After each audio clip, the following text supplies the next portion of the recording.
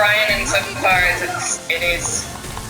The first time we saw it, it was such a departure. The entertainment was such a departure from what we knew God of War, was, and this is more of it's more of the same, and it's very much the same universe and the same characters, etc., etc. But one of the things that I love so much about that God of War that looks to continue in this one is relationship dynamics and characters and that sort of thing. And, I love that Mimir is returning. I love that the storyline is very much a continuation, so that revenge plotline is still there. Freya is still really. I'm just looking forward to kind of seeing more of those characters and that story. For me, that's where my excitement lies. I mean, again, it's kind of one of those things where I need to watch it one more time just to take a look at all the sort of new kind of gameplay that we saw. But I definitely did need a big departure from the formula that was already established. For sure. Yeah, I think there's so much they got right with that first one, and it's just sort of about fine-tuning and finessing and extrapolation there. Matt, obviously, Brian, Lucy, and I we were on Podcast Beyond at the time God of War was coming out. You were not at IGN at that point, so I don't know your full history with this God of War or anything, but I guess where were your excitement levels before this, and what did you feel about the trailer? Yeah, I mean, I am one of those people who came along to God of War with this incarnation, the original PlayStation games. Didn't really do it for me, and then I saw this, and it was really driven, and it really just ran with the series and just took over it, and that's where I came along. So I'm really excited. I feel like I had the opposite reaction to Spider-Man, where in Spider-Man 2, I was like, yeah, I 100% expected Spider-Man 2. I kind of 100% expected what we were going to see. But God of War 2 just is, they look like they're taking new directions, with the civilization stuff, right? And I just get excited when Kratos punches things. He was punching a centaur in the gut, like that's, the looks at the combat, and I'm just going to say the fact that they're highlighting he still has the Blade of Chaos, he still has the Leviathan Axe, he's using those in tandem. But yeah, there's a lot of gruesome monsters that comes in this fighting in this trailer. Brian, as a fan of the creature Star Wars universe, I just wanted your sort of overall impression of the enemy variety that we've seen in sort of combat we got here. Because the first game you're fighting a lot of drama. You are, yeah. I mean, there's some sort of big sort of giant troll characters you fight earlier on, and then you fight them kind of repeatedly throughout the game. But the game did get interesting in terms of creature design and sort of monster aesthetics, which is a big thing I love in video games. It seems like it's continuing that here, and that's what I love. Like, I think that one of the things that was sort of missing from the old games was that sense of scale to the point of, climbing up a giant god's hands or something like that, and stabbing in the eye. That really Shadow of the Colossus did as well.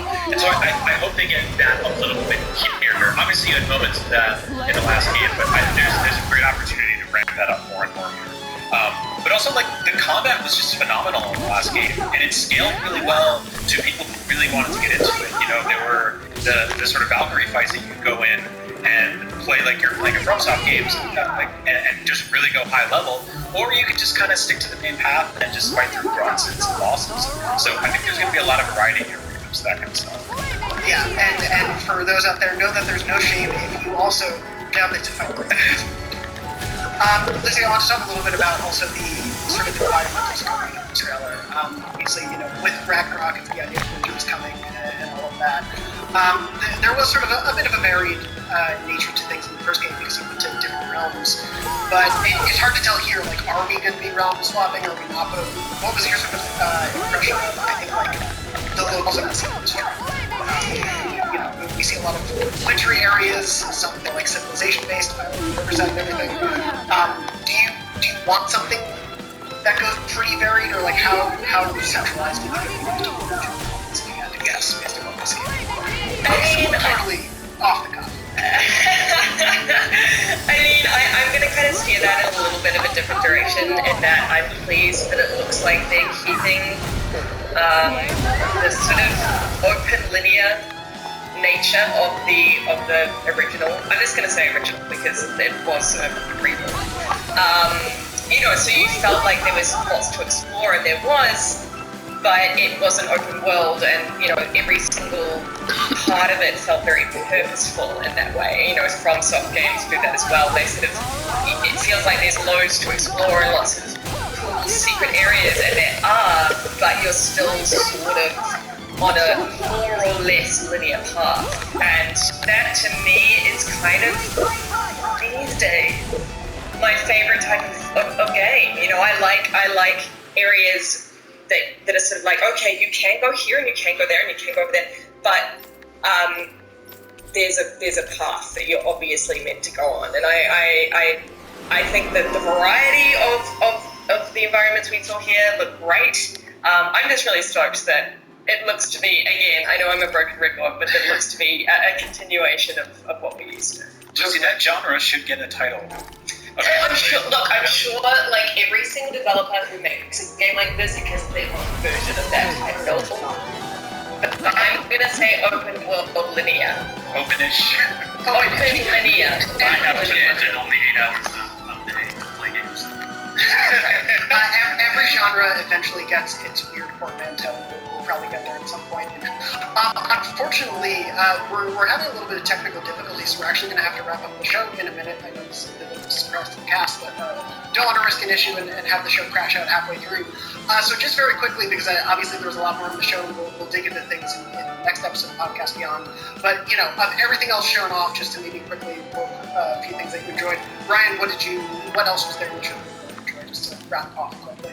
I mean, for me, it was the Marvel stuff and God of War, the big ones. I mean, those are the sort of like the big three for me. There's obviously going to be more down the line, but Star Wars is a really nice surprise too, and that's a PlayStation exclusive. And we didn't really get to get into that one, but I think that's going to be a really big game. The game's hard to revisit, so I'm excited to try the remake.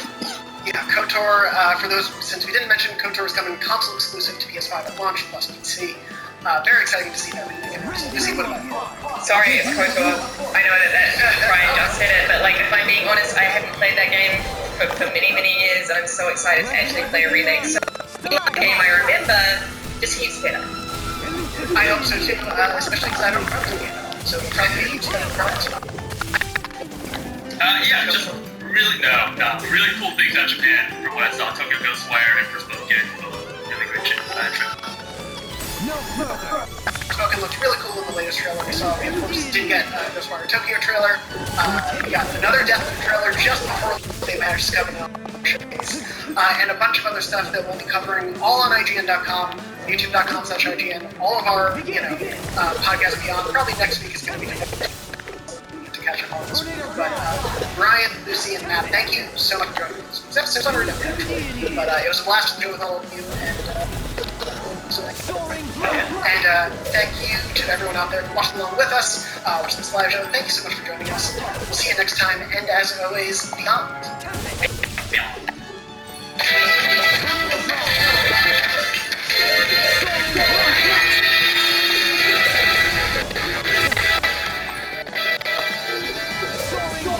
Beyond and hello everyone, my name is Jonathan Dorbush, and this is Podcast Beyond, IGN's weekly PlayStation show. We're fresh off, no, that was a good couple days ago, I guess the PlayStation Showcase was, but we're fresh off the excitement of it, so we're still very excited about that. I just leave the ones that we had I'm joined this week by Brian Alton. Beyond? Lucy O'Brien. Beyond. And special guest Matt Perslow. Matt, thank you so much for joining us. Hi, it's good to be here. I got qualified to say beyond that, Mike. I just set that up today. We don't always do that, but you can say what you can say. I don't know. I just say whatever Brian says. I screwed it all up really for everybody. Either way, yeah. We're sheep and Brian says unlocked, then that just happens, right? I would never. No, I love them over there. They're wonderful people, and speaking of, we have where we're talking about a PlayStation 5. I'm looking at a break, my apologies. Talking about a PlayStation 5 console published by Microsoft because of the Bethesda ownership. So we're in a weird place where we're going to be talking about which Matt reviewed, and all of us do varying degrees of playing. Some of us have some questions for Matt, some of us have the game. We'll jump into that. other things. Just also wanted to say thank you to everyone who joined us last week for the live episode, which was right after the big showcase. We did have to cut things short, so I apologize to everyone who did live technical difficulties. Somehow, half of the area just lost Wi-Fi at the same time, so we had a few problems there, but thank you to everyone who joined. Apologies if I sounded like a robot at times because of the technical difficulties, but it was a really fun show. We've got a little bit of follow-up from that showcase of things to talk about. But I think first we should dive into Deathloop, which is currently available for PS5 and PC. We're not going to get too deep into story spoilers or anything, so if you haven't picked up the game yet, or don't have PS5, it's not to get. Don't worry, we're not going to spoil too much of the experience or anything. Anything that's in trailers or a review is fair game. And speaking of the review, Matt, I want to start with you. Obviously, people can go check out on IGN and YouTube. But you really, really love Deathloop, and I can see why already from a little bit of playing. But you want to give people just sort of like your top level thoughts from your review of what you thought of Deathloop. Sure, like, I think if anybody's already seen that review, we got a 10, which obviously we don't hand out, like, candy or cookies, right? So, I'd consider it probably Arcane's best game that they've ever made. You know, a company that have made some shockingly good games over the times. But a beautifully designed, incredibly confident, multi-layered kind of systems game that's all about being stuck in a time loop. And it's a time loop unlike any other that I've ever seen in a game. And the way that it uses that to encourage you to play in all manner of different forms, I think it's just absolutely astonishing. And your review got me so excited. This is a game I think that, you know, our audience, and I think it's fair to say from all of us, we were getting a little bit of fatigue just of the fact that it was at every single showcase and state of play. We were getting trailer after trailer, and I think we've said on the show pretty much like, we just want to play the game now. We get how cool it looks, we just want to jump in. And your review was really, really exciting to get through. I encourage everyone, whether they're jumping into the game or not, to go check it out. And I'm really glad you got to do it because you're also a huge Arcane fan, correct? You're a big fan of their previous one. Yeah, I've been playing their games for not quite the 20 years that they've been around, but my first game with them would have been Dark Messiah Might and Magic, released back in 2006, I think, which was kind of famous for having a really, really good kick, and they finally brought it back for Deathloop. If you like kicking things and watching men kind of like tumble off cliffs into like icy depths and stuff like that, there's a lot of that in this game as well. But Dishonored is obviously the games that they're probably most famous for, and I think if you like Dishonored, there's a lot of that in this game. But Dishonored is obviously a very, very stealth-focused game, and all of that stealth focus is kind of here. But it's definitely a first-person shooter as well, with really, really good guns. So kind of like that whole idea of play your own style. Do you want to be stealth? Do you want to be a bit more aggressive? The aggression in Deathloop is dialed up to like 50. Yeah, there's no, for some people I know, if you turn some people off of Dishonored, there's no sort of carbon here, correct? No, yeah, so the beauty of kind of the time loop is that everybody's going to come back the next day, so you don't really need to worry about the fact that like your morality, knock people out and hide their bodies in a cupboard and hope that they'll wake up in kind of like 4 hours and be absolutely fine. Everybody hates you, you hate your body, so just stab them in the back until they disappear. Like, absolutely, that's the way to go. And so yeah, it does make that. I think the thing with Dishonored is because a lot of people want to stay with that morality meter and stay very quiet, it actually stops you from engaging in a lot of that game systems. Like there are some incredible things that you can do in Dishonored that require you to kind of get a bit more nasty with the enemies. So most people, you know, that want to themselves will just knock them out and hide, don't engage with any of this. Deathloop is very much a big part of this because hey, you're never going to be punished for being like creative and expressive in like throw people in the air and gun them down like they're clay pigeons. You know, and that's kind of like the start of a huge kind of open, very kind of experimental system that this game encourages you to use. Yeah, there was, I saw a screenshot from the game going around because there were these sort of superimposed texts around the world and people were like, if you get worried this was going to be just a purely stealth game, and some of the text that pops up is like, kill every mother effer, I'm censoring for the good of the kids. And it's just like, oh yeah, you can just go all in, all out, but you can also stealth around. There's a lot of that that so far, at least from my experience, has been really fun to mess with and experiment with.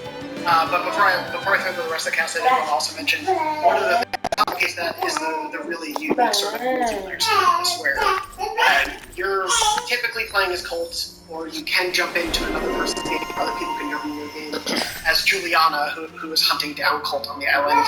How much time did you get to spend with that mechanic for your review, and how much have you spent with what do you think of it in general? So up to the review, kind of like, that was the last piece of the kind of game that we were allowed to start playing with. So I think by the time I'd done the review, I'd maybe kind of like done 4 or 5 hours, kind of like jumping into people's games. It's all basically I've done for about another 10 hours since. It's a very Moorish kind of PvP activity. If anybody's played Dark Souls, the invasion mode in that's sort of what it's riffing on.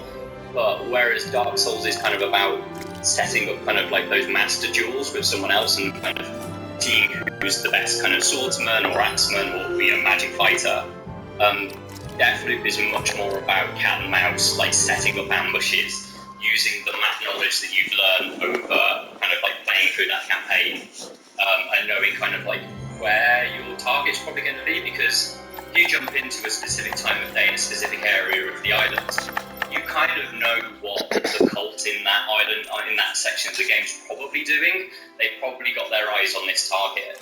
And because, you might have finished the game before, you might have done that section before, you can run there, you've already learned the secret pathways to get there, and you start setting up ambushes. But when it all kicks off, it's like, it's so much fun. And even when you lose, there's still a lot of kind of gratification out of it, and kind of like, yeah, you didn't live to see another day, but you might have got in a few hits, which gives you some points, and that eventually unlocks far more guns for Juliana, and kind of like also new wardrobe looks for both of the characters. So yeah, it's kind of an anecdote generator is kind of probably what it is, but there's also kind of a lot of kind of things to say, like, look, we're going to reward you because you're really smart at killing it this time. Yeah, it's. I haven't jumped into that side of it yet, mostly because I feel I'm not going to be a good enough Juliana just yet. I feel like I need a little bit more familiarity with the world. But that's what's so great about this game so far to me, is that it both tells you this, but it's very true that knowledge is like your best weapon with this game. Knowing the world, knowing how the characters are going to be operating within that time of day is so tremendously important to know versus purely what gun you have, though that can be very helpful, but it's like knowing your options can be so much more, which is really, really cool. I do want to sort of throw to everyone else.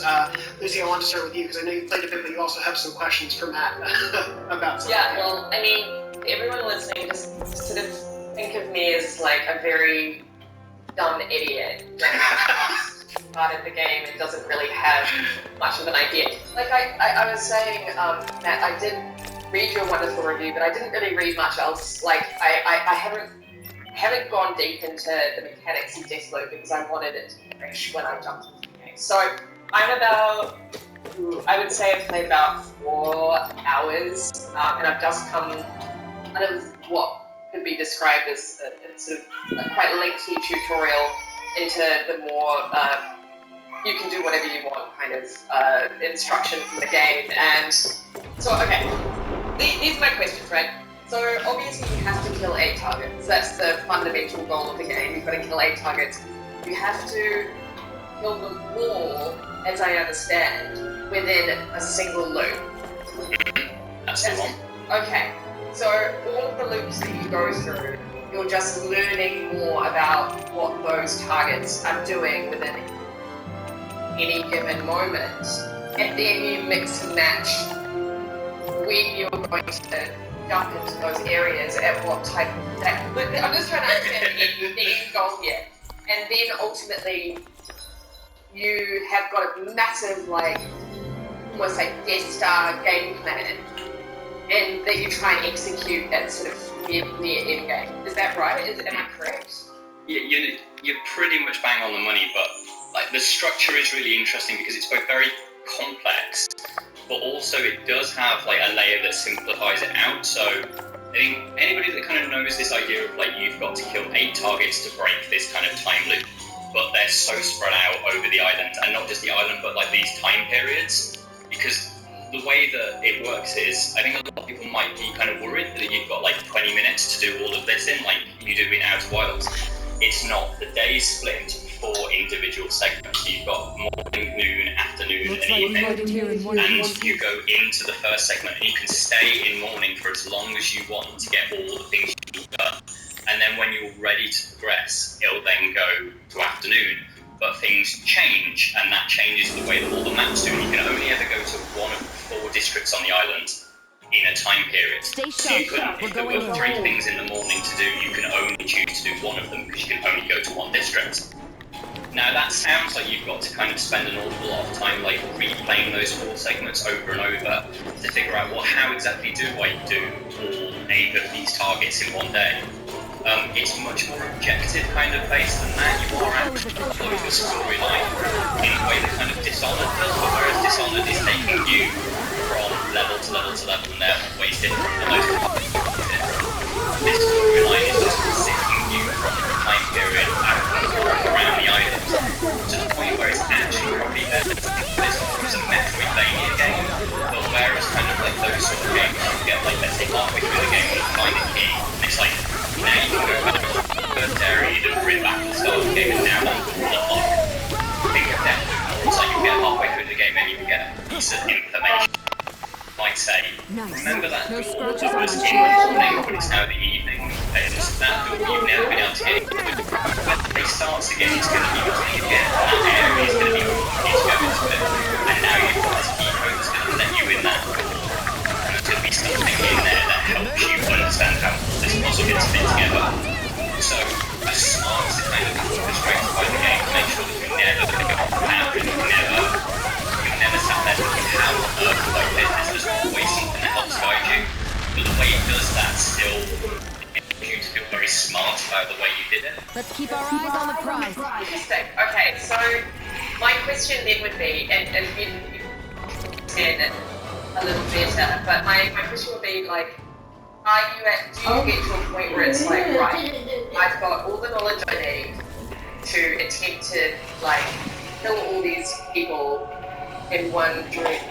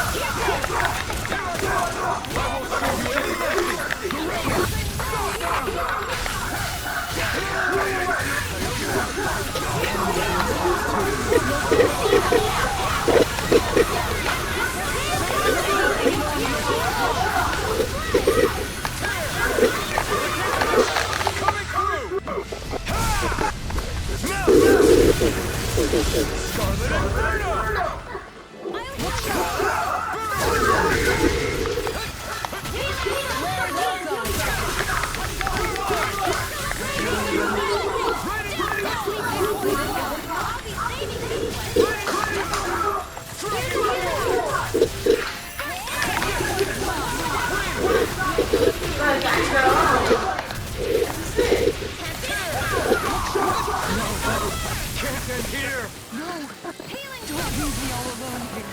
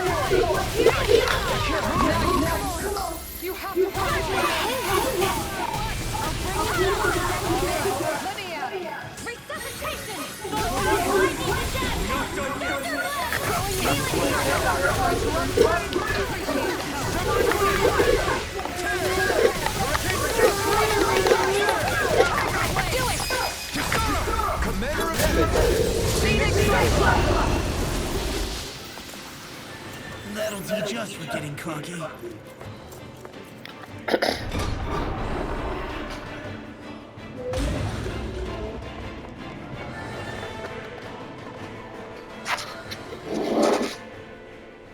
She sure spared no expense on her castle. This must be. The captain's quarters. The presence of the spirit vessel and the sheer extravagance on display can leave no doubt.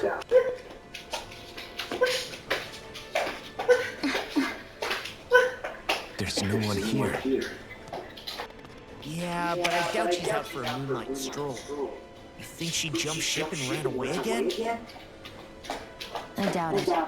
The conniving witch is probably up to something. Agreed. In any case, as long as she hasn't suddenly sprouted wings, she has to be somewhere on the ship. Let's keep looking.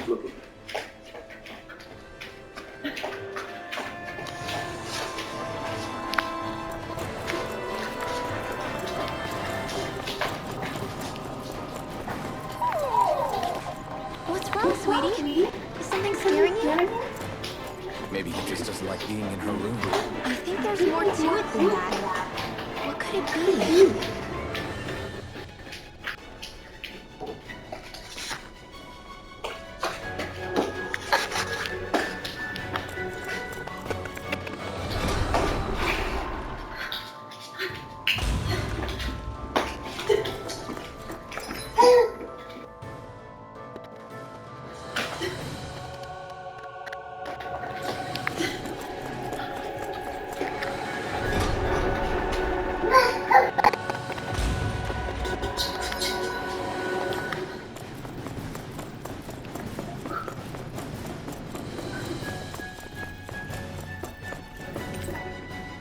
The way this key's been placed, it's like she's daring us to come find her. Yeah. Like it's all some damn game to her.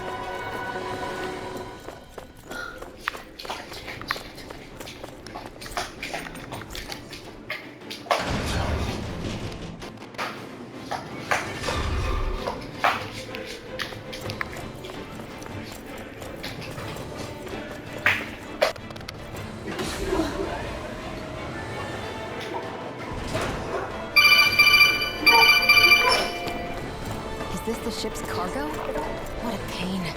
I can't see anything past all this stuff. Be on your guard. For all we know, there could be something hiding around here.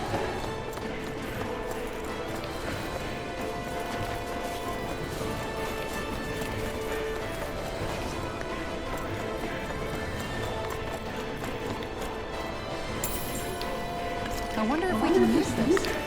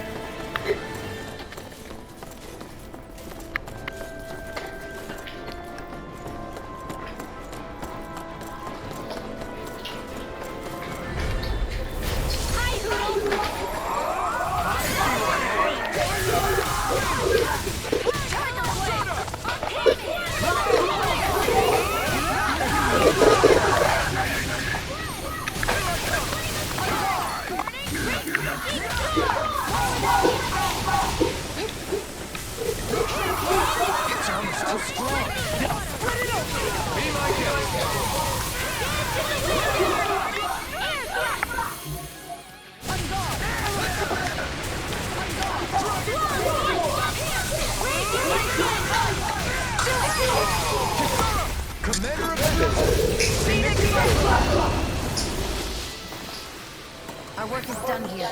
Let's move. I'm right behind you, Shion.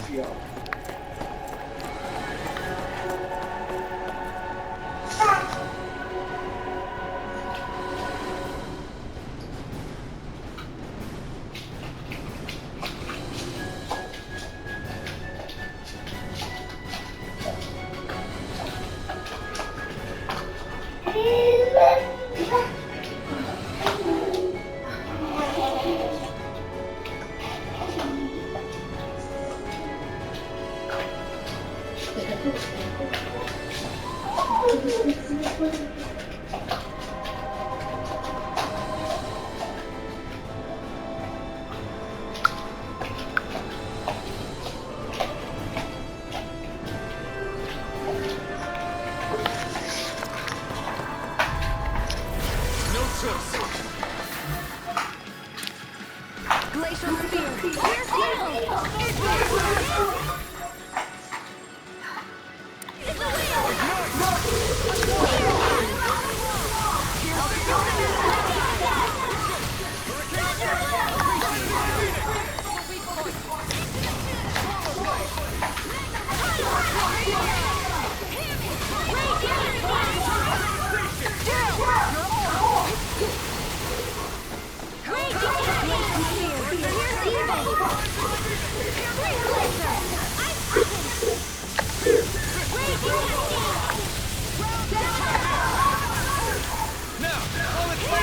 Take it down.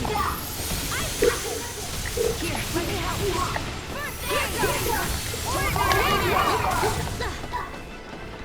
Ignite! Here I go. I'm only This one's mine. Raging Cascade. Water. Here Raging Cascade.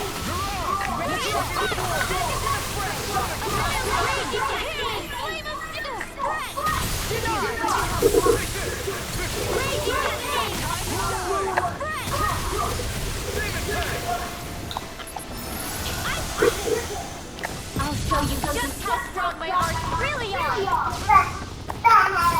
Ice Prison! Tunnel! Lightning Condemned! Thunderblade! Dancing Wheel! Lightning Condemned!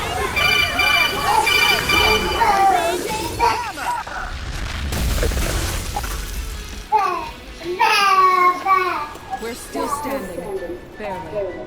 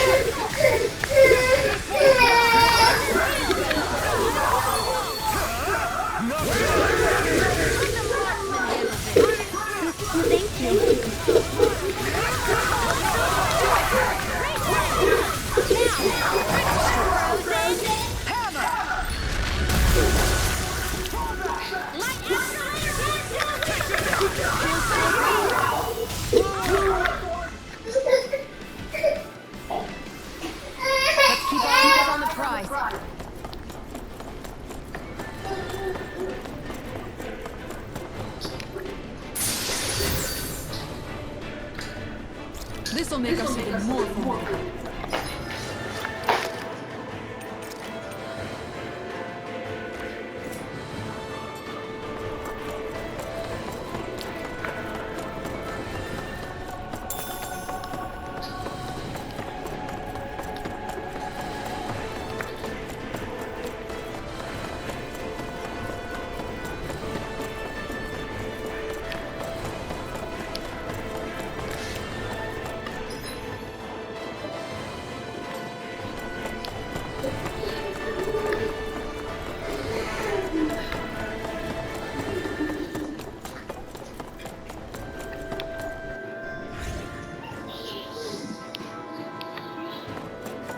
Did that get rid of the barrier? We'll just have to go back and check.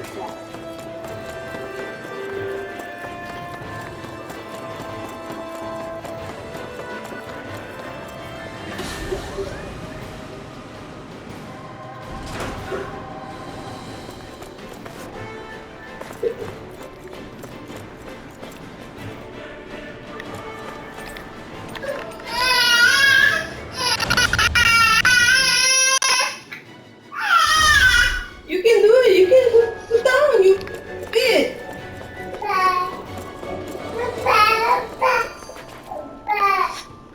If Almadria is not in Aurora Lane, just where the hell is she? It's possible she may be on the bridge, but I would guess that she's waiting for us elsewhere on the ship. Which means she's most likely chosen a place where she'll have the advantage in a fight. Be careful, guys. I came from an entire family of Danon mages, and that woman murdered all of them. All on her own. I hate to say it, but she's an incredibly powerful astral artist.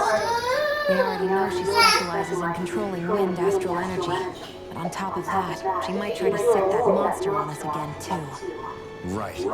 To that woman, life itself is just a toy for her to play with. Let's make sure we put an end to it.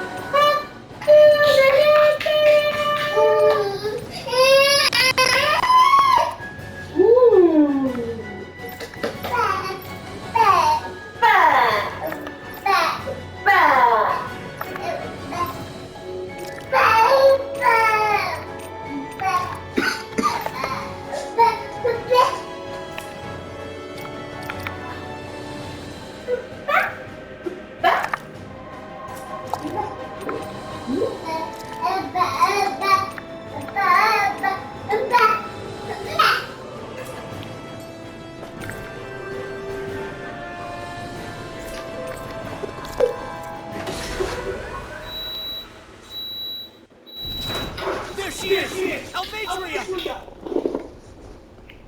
But all alone? Watch yourselves. She's probably planning something. I was getting rather tired of waiting around. Oh my. And I saw you came along. Almadria. What's this? I thought you couldn't see this. Go on. Show me the real force of that hatred of yours.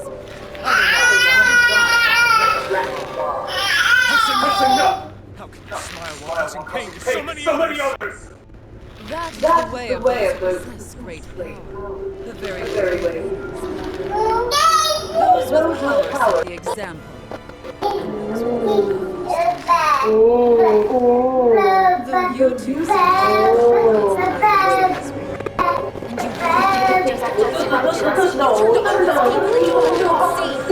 what foolishness.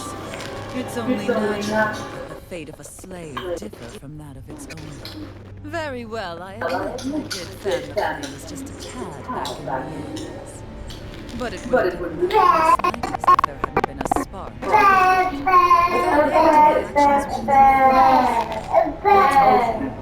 was their very own burning hatred that led them to waste.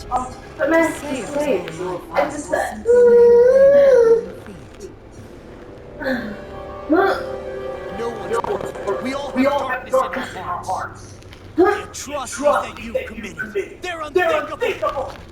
Your heart is nothing but darkness. What a fool! To think time and time again you would challenge men enough to believe that so much as an inkling of how things actually work. Such ignorance is why your kind has been enslaved for 300 years. Almatria. Well, These people are my allies. I won't let you insult them so.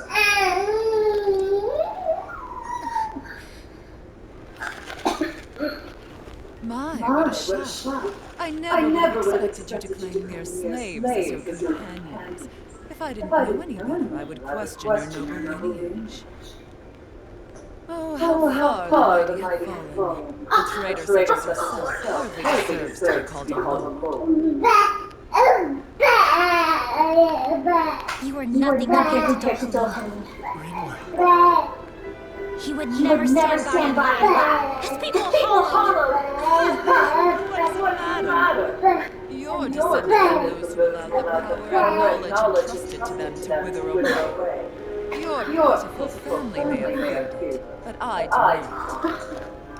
That knowledge and power is all mine to command. And now, you will witness what that power's truly capable of.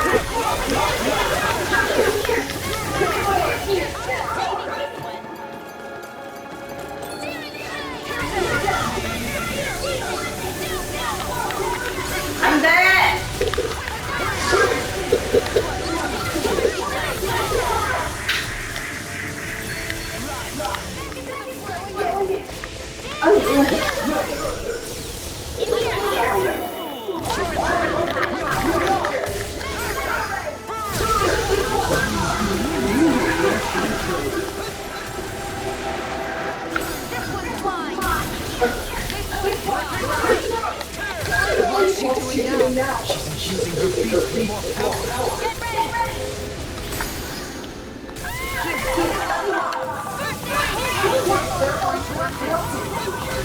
This is looking good.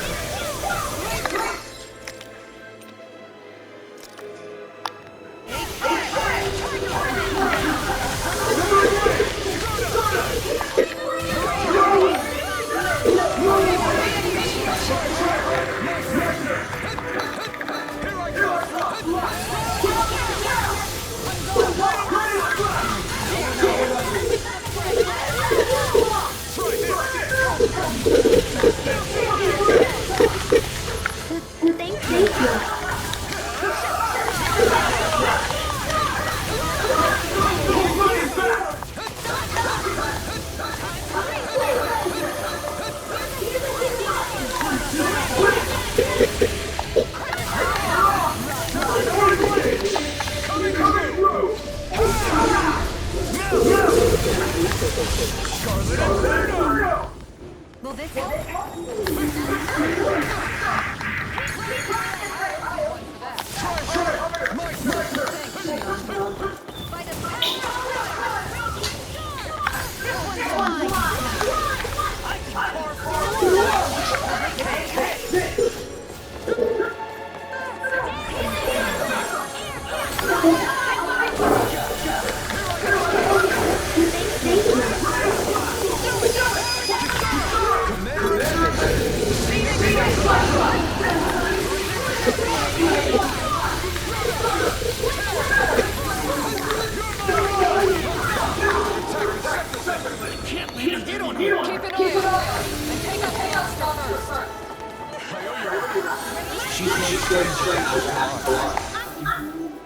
Can take care of that.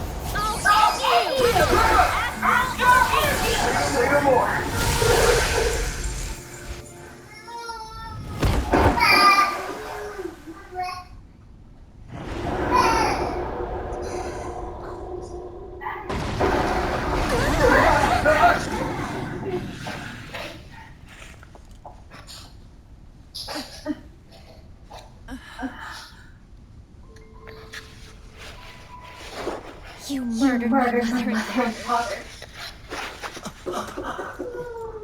But I'm not like you. Even now, I hate you.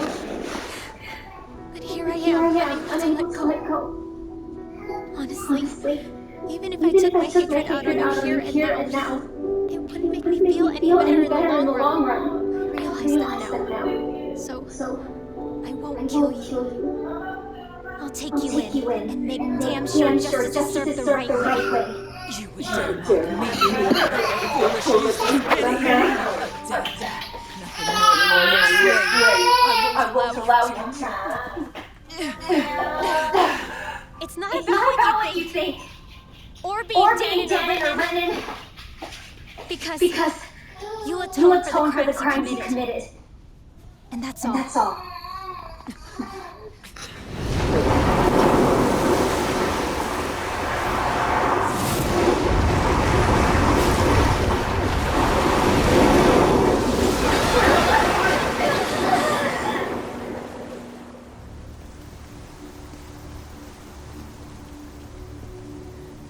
It's that swordsman again.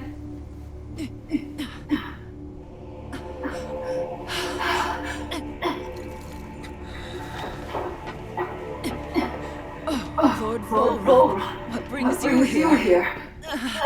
No, forgive me. I've forgotten myself. Please allow me to make it up to you, my lord.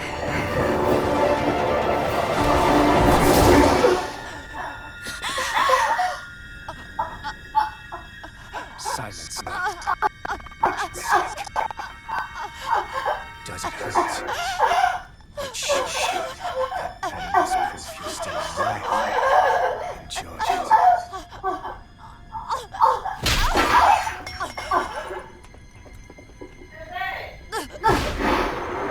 Hold on.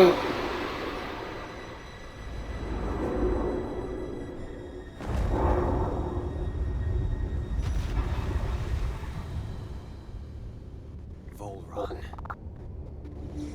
Years ago, the Lord of Geneth harvest sudden death. His successor was a man by that very name. Volron. And like a restless lover, I've come back for more.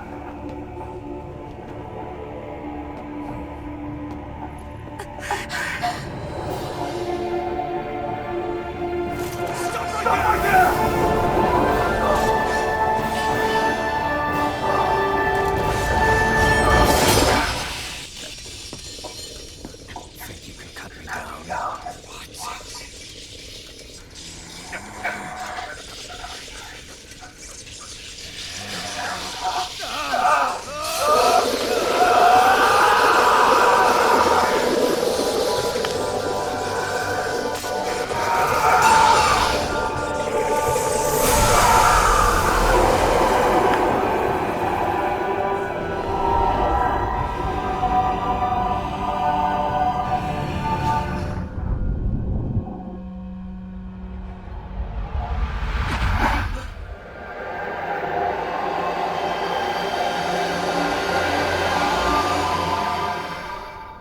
Wait, what just happened to him? Say something!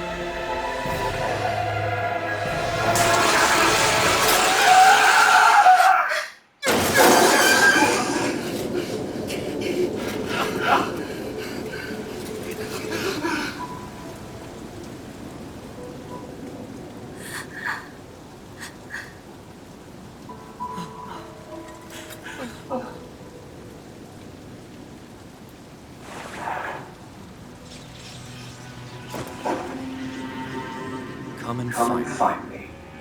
If you truly are the Sovereign.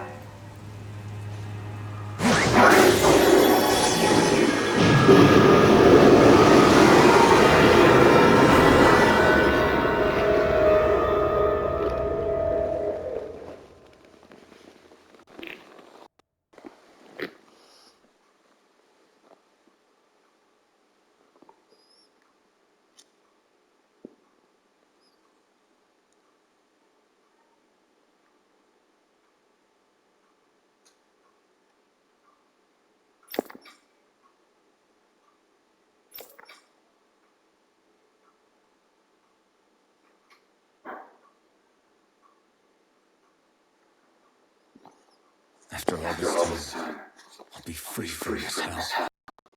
I can finally go home. I doubt I'll ever see this place again. Might as well walk the block once more for old time's sake.